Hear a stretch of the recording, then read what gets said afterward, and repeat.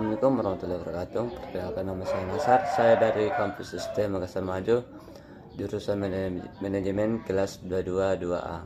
Di sini saya akan memaparkan sebuah materi yang berjudul dampak dan implikasi bisnis yang beretika, yang dimana poin-poinnya itu: yang pertama, dampak positif bisnis yang beretika; yang kedua, dampak tidak dimilikinya etika bisnis; dan yang ketiga, ciri-ciri bisnis yang beretika; dan yang keempat, prinsip-prinsip pelaku bisnis.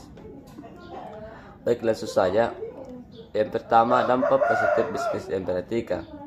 Etika bisnis bagi perusahaan ini menyangkut kebijakan etis perusahaan berhubungan dengan kesulitan yang bisa timbul atau mungkin pernah timbul di masa lalu, seperti komplikasi penting, hubungan dengan pesaing dan pemasok, menerima hadiah sumbangan dan sebagainya.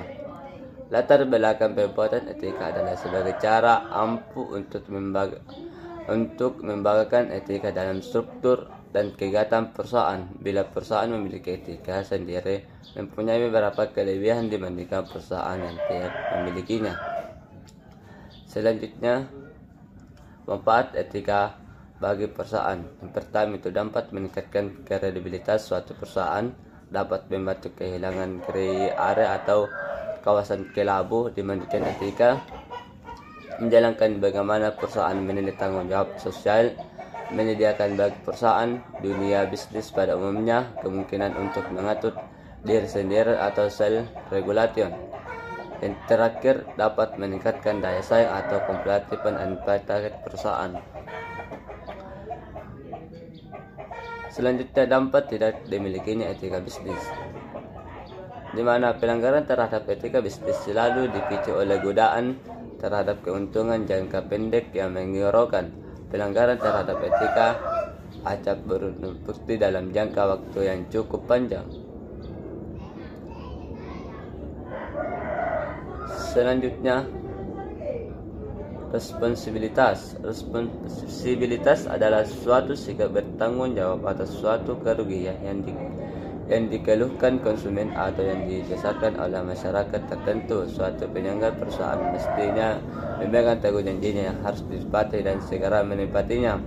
Yang keempat, transparansi. Pelaku usaha disebut transparansi apabila mereka memberikan informasi secara profesional dan efektif. Kejujuran adalah suatu nilai di mana pelaku usaha mengatakan sesuatu dan sebenar-benarnya tanpa ada palsuan atau disembunyikan.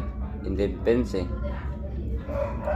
Independensi artinya mandiri, tidak dipengaruhi oleh pihak pelaku usaha yang berbisnis di bawah tekanan dari pihak lainnya.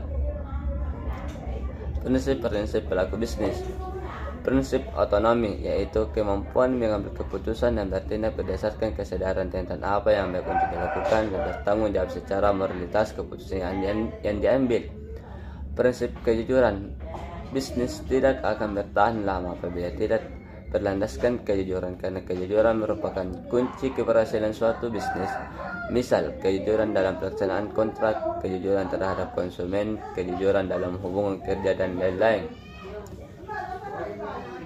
Prinsip keadilan, bahwa setiap orang dalam bisnis dapat berlaku yang sesuai dengan haknya masing-masing, tidak ada yang boleh dirugikan.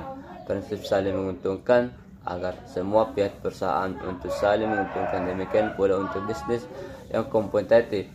Dan yang terakhir, prinsip integrasi moral. Prinsip ini merupakan dasar berbagai di mana para pelaku bisnis dalam menjalankan usaha mereka untuk menjaga namun baik perusahaan agar tetap dipercaya dan merupakan perusahaan terbaik.